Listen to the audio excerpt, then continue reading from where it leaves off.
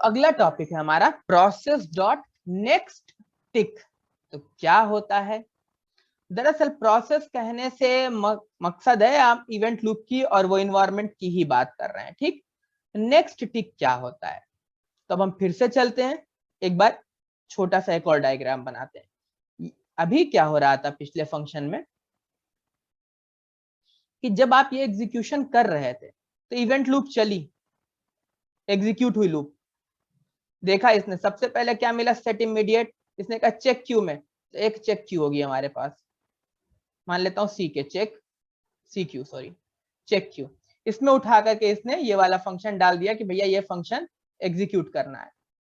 फिर ये आगे बढ़ी, इसने देखा सेट टाइम आउट मतलब ये समझ गई टाइमर क्यू। इसने कहा भैया टाइमर क्यू, इसमें इसने ले जाकर के इसको रजिस्टर कर दिया कि टाइमर क्यू में वाई को चलना है, जो भी ये काम हो रहा है इसको टाइमर क्यू में करना है। फिर ये आगे बढ़ी और इसने देखा कि भैया ये फंक्शन डायरेक्ट कॉल है, इसने इसको कॉल किया, रिजल्ट आया, यहाँ प्रिंट कर दिया। फिर कुछ नहीं मिला, लूप कंप्लीट हो गई। कंप्लीट हुई मतलब दोबारा चली। अब जब ये दोबारा बढ़ी तो जैसे ही बढ़ी तो पहले ये किसको देखेगी, टाइमर क्यू को। तो इसने टाइमर क्यू को देखा, उठाया और प्रिंट कर दिया, ठीक। आ गया हमारे पास टाइमर क्यू वाला रिजल्ट। फिर आगे बढ़ी और चेक क्यू का डेटा उठाया जो भी था, उसको एग्जीक्यूट किया और प्रिंट कर दिया हमारे सामने। आ गया सेट इमीडिएट वाला भी, और फिर आगे बढ़ गई। अब कुछ नहीं मिला तो ये वेट कर रही, चल रही है, ठीक। तो ये सर्कल चल रहा था, एकदम सही बात है। बट जब ये लूप एक बार कंप्लीट होती है और दोबारा स्टार्ट होने वाली है, उस बीच में जब दोबारा स्टार्ट होती है तो सबसे पहले जो यहां पर इसको मिलता है वो है प्रोसेस डॉट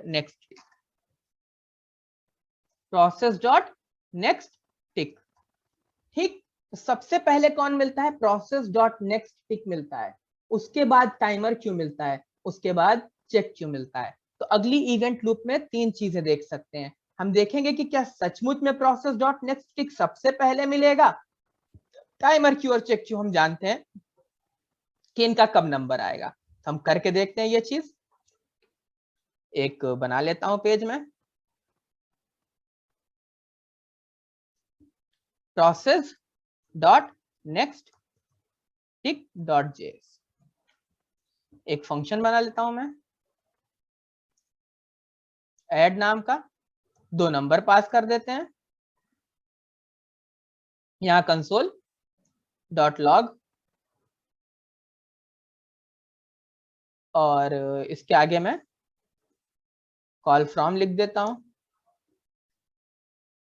यहां लिख देता हूं कॉल फ्रॉम, कॉमा स्पेस दे देता हूं और n1 प्लस n2 प्रिंट कर देता हूं। मान लेता हूं यही फंक्शन था मेरे पास। अब मैं लगा रहा हूं सारी चीजें, सेट इमीडिएट,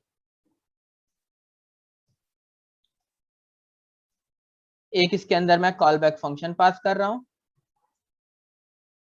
और यहां से मैं इस ऐड को कॉल कर रहा हूं। इसमें मैं नाम भेज दे रहा हूं सेट इमीडिएट, ठीक। और यहां से दो नंबर पास कर देता हूं 1,2। सिमिलरली मैं इसके बाद कॉल कर रहा हूं सेट टाइम आउट को,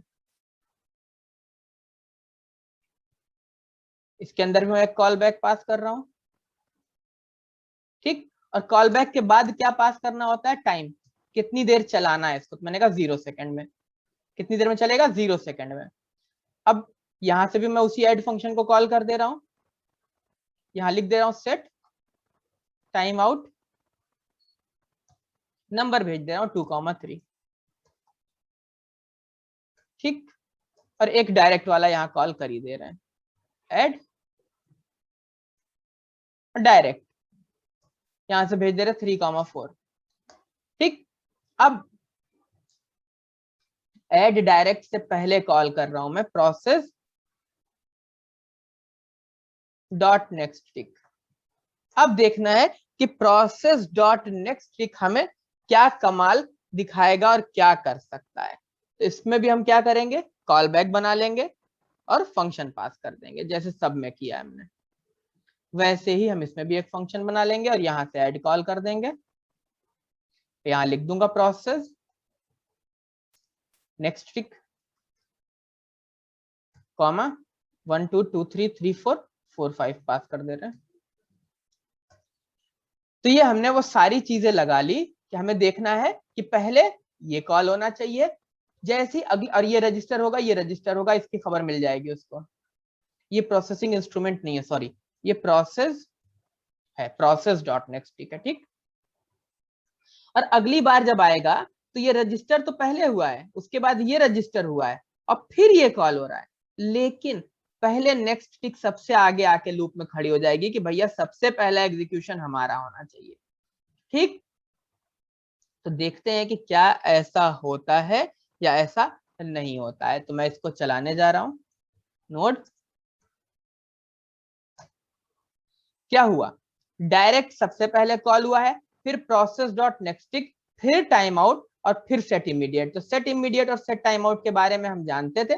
प्रोसेस डॉट नेक्स्ट टिक हमने देख लिया कि लूप स्टार्ट होते ही सबसे पहली चीज यही कॉल होगा। अब अगर आप इसकी सीक्वेंस बदल देंगे तो उससे कोई फर्क नहीं पड़ेगा। मैंने इसीलिए उल्टी सीक्वेंस में रख के दिखा दिया कि क्या सीक्वेंस बदलने से कोई फर्क पड़ेगा आप पे, बिल्कुल भी नहीं पड़ेगा, ठीक। इसीलिए मैंने रिवर्स सीक्वेंस में ही रख दिया था ये सारी चीजें कि आपको समझ में आएगा कि ऐसा होता है। अब प्रोसेस डॉट नेक्स्ट टिक के बारे में थोड़ा सा लिख देता हूं ताकि आपको अगर जरूरत हो तो आपको याद रहे।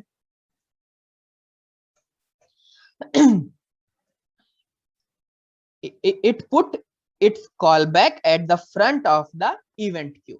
सही है, जो बताया वही चीज है।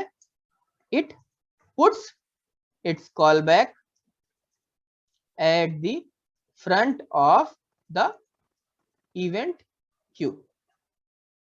इवेंट क्यू जैसे स्टार्ट होगी उसके फ्रंट में सबसे पहले इसको प्रोसेस डॉट नेक्स्ट टिक की कॉल बैक मिल जाएगी, उसको एग्जीक्यूट करके तब आगे बढ़ेगी, तब टाइमर और उसके बाद चेक क्यू की बारी आएगी। लेकिन करंट इवेंट लूप में नहीं कॉल होगी, तो executed after the code currently being executed but before any IO events और टाइमर्स। क्या कहा इसने, executed after the code currently being executed।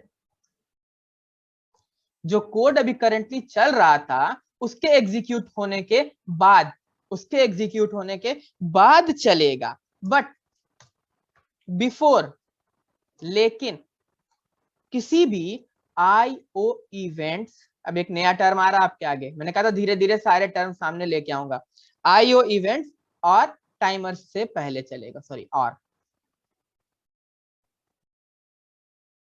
ठीक। यानी कोई भी अगर आईओ इवेंट्स भी है आपके पास तो उससे भी पहले और टाइमर से भी पहले, तो कुछ ऐसा फील कर लीजिए कि इवेंट लूप के स्टार्ट होने पे सबसे पहली चीज जो चलेगी वो प्रोसेस डॉट नेक्स्ट टिक है। ये बहुत इंपॉर्टेंट इंटरव्यू का क्वेश्चन है। और ऐसे ही मतलब अब जितनी देर से हम 3-4 लेक्चर पढ़ चुके हैं उनमें मिला करके बात इतनी सी है कि अगर ये चीज आपके सामने लिख दी उन्होंने, अगर ये चीज आपके सामने लिख दी तो सिर्फ इतना पूछते हैं कि पहले क्या प्रिंट होगा। तो कभी भी डाउट में नहीं जाएंगे कि ये पहले कॉल हो रहा है तो पहले ये प्रिंट करेगा फिर ये प्रिंट करेगा फिर ये, नहीं, असिंक्रोनस बिहेवियर है। और आज हमने सही मामले में असिंक्रोनस बिहेवियर देख लिया जो हमने फर्स्ट लेक्चर में आज पढ़ा था, ठीक, कि असिंक्रोनस है, पहले ये कॉल कर दिया ये चल गया, इस ये कहाँ गया, तो देखा कि ये रजिस्टर कर दिया कॉल बैक और बाद में आके एग्जीक्यूट हुआ, बाद में वहां से अंदर से ये फंक्शन कॉल हुआ, ये बाद में फंक्शन कॉल हुआ, ये बाद में फंक्शन कॉल हुआ। ये चीज हमने आज सामने से करके देखी है कि हाँ नोड.js एक असिंक्रोनस प्रोग्रामिंग लैंग्वेज है और हमने उसको इम्प्लीमेंट भी किया। तो ये set immediate, set time out, process dot next और कुछ स्टेप्स इवेंट लूप की आपको और समझ में आ गई होगी।